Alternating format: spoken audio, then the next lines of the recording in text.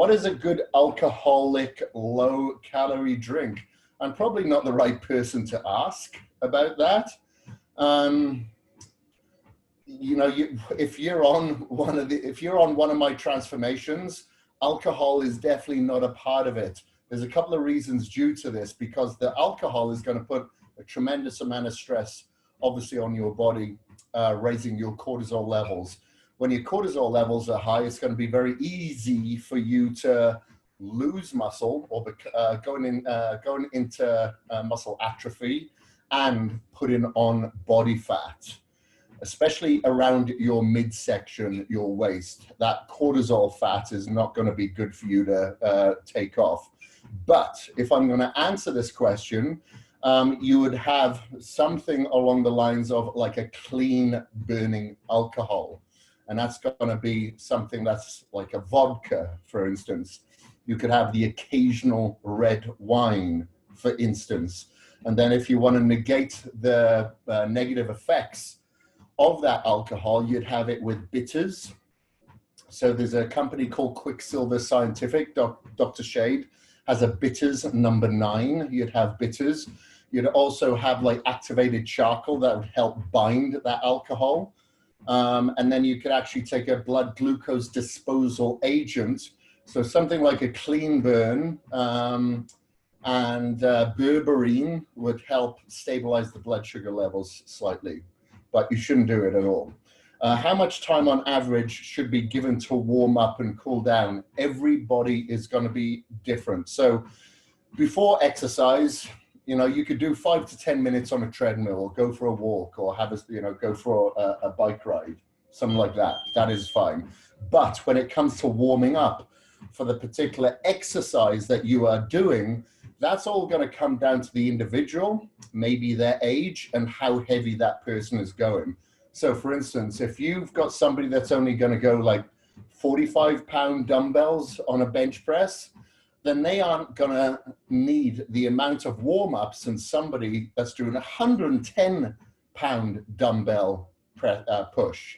You know what I mean? So there's going to be more stress and load placed on the connective tissue and the joints when somebody has got heavier weight bearing than somebody that has got lighter weight. Hopefully that makes sense. Bring up lagging muscle group imbalance. Was that a question, like how to bring up a lagging muscle group or an imbalance? You prioritize it. So for instance, let's say at the beginning of the week, people always hit chest. If that chest is a stronger muscle group, but let's say your delts are lagging, then you'd start that week off with your lagging muscle group, maybe your shoulders when you feel fresh. That's if you were able to recover adequately over the weekend and you didn't drink alcohol. And if there's a particular muscle group, let's say on that delt, let's say your anterior delt is the weakness, that's lagging, you would start off with front shoulder raises. You would also do like, a shoulder press movement, for instance. You prioritize that particular part of that muscle group. Same, let's say if it's chest and your upper chest is lagging, you'd always start off with inclines, okay? So hopefully that makes sense. And massage, I find massage on a particular area can help with imbalances as well, because maybe you have an impingement there. If you have an impingement and your nerves are not able to fire and contract that muscle as hard as it could, you know, maybe you need to get some manipulation on that area as well. How much functional movement and stretching time along with training, apart from training or on rest days? So when it comes to stretching, I think you should be stretching for a good 10 minutes every day. Training days and non-training days. On training days, I generally stretch between my sets, but I'll also stretch a little bit in the morning. I stretched this morning for about 5 to 10 minutes, and I'd suggest that you do that every day, especially after you wake up. You're very tight from sleeping, and functional movement is all going to be dependent on your goals, basically, and if you're adequately resting. Because I wouldn't stretch, I wouldn't do functional training if your goal is like on a transformation, and let's say you're not recovering, you're not sleeping, you've got too much mental fatigue, you're not managing your stress, than if you're doing functional movements on top of your bodybuilding movements. It's probably going to do you more harm than good.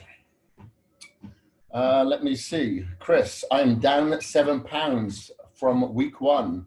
I'm feeling great, high energy. However, I'm not seeing a difference at all in my pictures. Any suggestions? Yeah, it's only week 1. It's only week 1. I would be extremely surprised if you were to see a difference in week 1. So that's normal. So my suggestion is, if you continue doing the program exactly as I suggest, even on your weekends, even on the days that you don't want to do it, you're still pushing it to absolute failure, you're still going to bed earlier, you're being consistent with your meals, then you will see the results. So don't think about that. Don't look in the mirror every 5 minutes. Just wait. Just be patient and be consistent to the course. Like when I used to compete in bodybuilding, I hardly ever looked in the mirror. The only time that I'd look in the mirror is when I'm getting close to show day, and I would look at my worst muscle group in the worst lighting with the worst mirror, for instance. And once that body part looked like it was on point and I was happy with what I was seeing, then I knew I was ready. So a lot of people always look at their best muscle group, and they always look under the best lighting. Well, that's not going to do you any favors, you know, so I'll do it the other way around. I didn't drop any weight this week, so I wanted to add some light cardio. Any thoughts? Yeah, that's absolutely fine. Do some steady state cardio. So you could do that in the morning. You could do it in the evening. You could split it up. You could do 10 minutes of walking after each one of your meals to help regulate your blood sugar levels. Absolutely fine. Are you in favor of a full body warm-up or specific body part warm-up? Specific body part warm-up, I'm more in favor of. You know, I like to do, you know, there's no problem you doing 5 to 10 minutes like on a piece of cardio equipment to get some synovial fluid into all the joints and get blood pumping around the body, in your heart. Especially, I use it more than anything to get blood pumping into my brain, because I find then I'm a little bit more focused and psyched up towards before the workout. And then you do specific body part warm-up sets instead of all over body. Any recommendations to help lower cortisol levels? Any natural foods or herbs that can help outside of try not to stress and get 8 hours of sleep? I'd say the things that's going to have the biggest profound effect is going to be breath work. You know, so you could look into the Wim Hof type of breathing. You could look into your box breathing. There's various types of breath, you know, you could look into to help lower your cortisol levels. I find cold thermogenesis, heat and cold thermogenesis help. So, you know, after this, I'm probably going to go into the sauna for about 20 minutes. And then you could jump in an ice bath for about 3 to 5 minutes. I just find that is very effective at toning your vagal nerve. And your vagal nerve obviously puts you into that fight or flight response. If you're able to tone your vagal nerve so you have more mental stability, that is going to help lower or stabilize your cortisol levels. So that's what I'd suggest. Let me see, what else would there be? Breath work, yeah. Like there's things that you may think is a little bit hippie or a little bit woo-woo, but I like earthing, grounding, that's always good. Making sure that you're exposing yourself to sunlight at sunrise and at sunset. So you're helping set your circadian rhythm, and, you know, getting plenty of vitamin D as well. Vitamin D is definitely going to help with your immune response. And Adriana, for sauna, wet or dry? I like an infrared sauna myself. I just find that it heats you up pretty darn quick. It penetrates relatively deep as well, so it gets below the epidermic layer. And you can actually withstand the sauna a little bit more because it's a little bit more comfortable. You don't start sweating until about 5 to 10 minutes in there. However, it's really heated up your body core temperature. So I have what's called a clear light sauna. The reason why I have that is that it's very low EMF as well. And, you know, infrared can penetrate EMF cells. So, you know, you want to make sure that you don't do that. So that's what that's what I like. I like the infrared sauna. Let me see. What else do we have here? Hi, Kris. I'm in the 4th week. My weight has been static and my muscle size kind of the same as well. But I've lost the majority of stubborn fat around my belly area. At some point, does the muscle size does some point of time muscle size would increase? Not sure if I make sense. Yeah, you do make sense. You do make sense. So if your weight is the same, but you can noticeably see that you've lost body fat, okay, you have to be putting on muscle. So your body composition is changing. However, if you are in a calorie deficit, okay, and your carbohydrates have been reduced, it's going to be very hard for you to see a noticeable pump or fullness in the muscle size. May look a little bit flat. So going back to bodybuilding again, when I was preparing for a show, and if I prepared any athletes for a show, if they look absolutely shit and abysmal, or myself used to look really shit, about 7 to 10 to 14 days out, perfect, we're on track. Because the muscles would be completely depleted of glycogen. You'd be fat-free, you'd be lean, but you'd have no fullness. You wouldn't have that 3-dimensional look or separation from the muscle groups because they're so flat, they'd wash out into each other. It's only during the time when you'd actually start carb loading towards the end, and not a huge amount of carbs, then your body would start to fill out, your muscles would become more separated, and they would suck the subcutaneous fluid from under that epidermic layer into the actual muscle. The cell would actually volumize. So you'd actually look good on show day. But the only time that you're going to look really good on show day, I found, is if you look really shit about 7 to 14 days before. So whilst you're on the transformation, it's quite normal for you to lean out, but your muscle size doesn't look like it is filling out. That's going to come later. That's going to come later. So I wouldn't worry about that too much right now. Let me see. I've seen that my body takes a minimum of 20 to 25 minutes to warm up. Is that normal as I have a sitting job?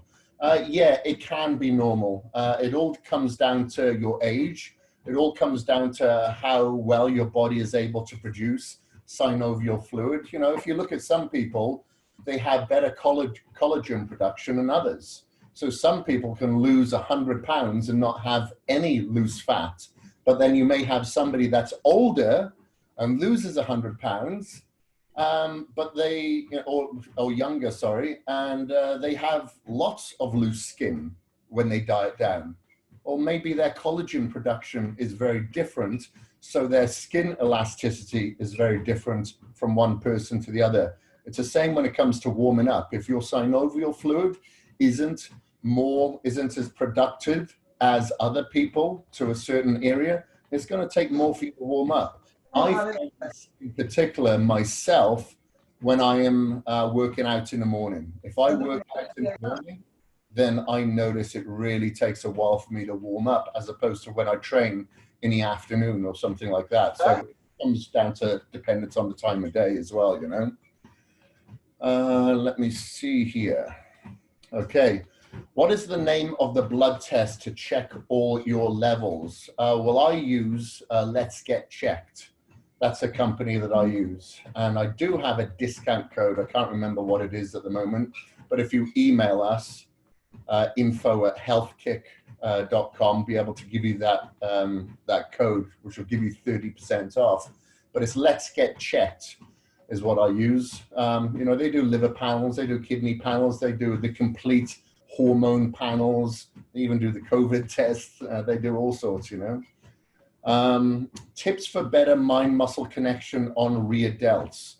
I say go lighter, and when you're actually raising the weight, instead of thinking of raising up, I always think of raising out. So let's say if you're bent over, you've got your dumbbells, you're doing a rear raise, there's a wall on the left and there's a wall on the right. We usually think about rising up towards the ceiling. Don't think about that. Think about raising those dumbbells out to the walls, okay? So you're having your arms ever so slightly bent. Your elbows are pointing up towards the ceiling, but you're raising out towards the walls because you should not be contracting your shoulder blades. Your shoulder blades should be flat. It's the rear delts. Common problem I usually see is that people go too heavy. And when they go too heavy, their stronger muscle groups take over and disengage the rear delts. So in this case, it would be your rhomboids, it'd be your traps, it'd be your teres minor, teres major, your lats, obviously. They'll take over and disengage your rear delts. So I suggest going a little bit lighter until you get the form correct, and then go heavier from there and perform drop sets. Do triple drop sets every time you do rear raise. I'm sure you'll feel it a little bit more then. And if you do have a training partner, get them to tap on your rear delts, because I find that just helps you fire your nerve endings so you can contract a little bit easier. Sunshine's just put the code there. Perfect.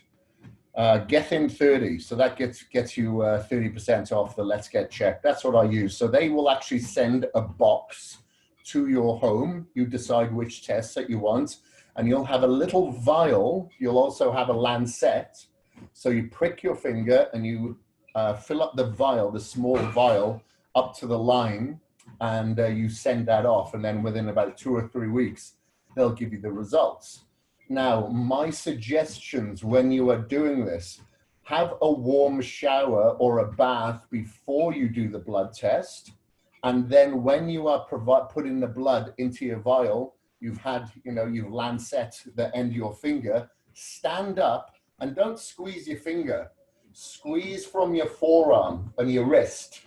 And it's so much easier, because I know people that have struggled with that. And when I ask them how they did it all wrong. They're squeezing at the finger, and that's not going to do anything. You've got to stand up, don't sit down, be warm so you're getting blood flow to the area, and squeeze from the wrist. Are you getting any more white hats? What height? I don't know what white hats you're on about. I've got a lot of different white hats at home, so I think you'll have to be a little bit more specific. Any promo code for your caged muscle supplements? Sybil, what is a code that you told me the other day? Hold on. What was that? Okay, Sybil's, there. Team KM15. That will give you 15% off Cage Muscle. However, if you go to the site today, I think it's until 9 o'clock tonight, there's 25% off all the supplements at cagedmuscle.com. So you can either use that Team KM15 anytime, they'll give you 15% off. But if you go to the website today, it's only a 24-hour sale, if that. It's 25% off, so you can take advantage of that today.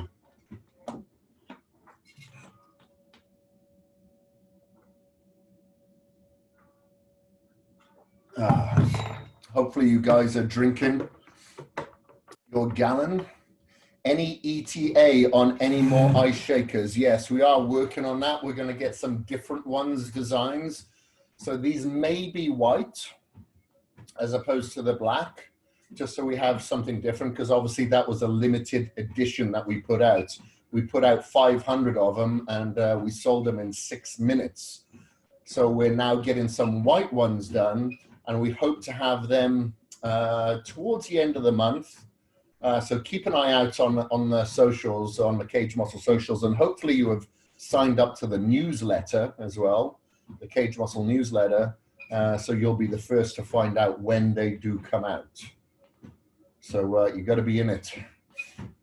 What's the brand of the red lighting brothel lights you use in your home? So do you mean my actual bulbs, the light bulbs? So I've got the yellow ones in here. So I don't know if you can see that. Those are all yellow in here, and they're all red upstairs. So the company that I use is Blue Blocks. It's the same as my blue light blocking glasses. These are my clear ones that I've got here. and it's BLUBLOX. And I've also got a code for them as well. Sybil remembers all these codes. I don't. I have no idea. So if you go to the link in my Instagram, there's a link tree there, and it's got the discount code for Blue Blocks as well. All my discounts, or the vast majority of those discounts, are in my link tree in my Instagram bio of all the products that I use. There you go, Sybil's on it. 15% off, so you type in Gethin at the checkout. So I'll get you 15% off the incandescent bulbs. So they're low EMF incandescent bulbs. So like I said, I have the yellow ones all downstairs. I have the red ones upstairs. Kris, I did all my workouts, no cheating, ate all my meals, and I actually went up in weight. I messaged you earlier this week and you gave some advice. Can you expand on the factors that would cause that? Everybody goes through something like this at some stage. So it can be hormonal, even though that you're a guy, weirdly enough. So you can have fluid retention one day over another for no reason. Obviously, if you're putting on muscle mass, muscle weighs a lot more than body fat, okay? So if your body is going through like an anabolic cycle where it's going to put on more muscle, you can actually put on a lot more weight than any other time. So, you know, I wouldn't even worry about it too much. Sometimes it can come down to fluid retention. So if you have been eating some more food that has like more sodium in it or anything like that, that can happen. And also inflammation.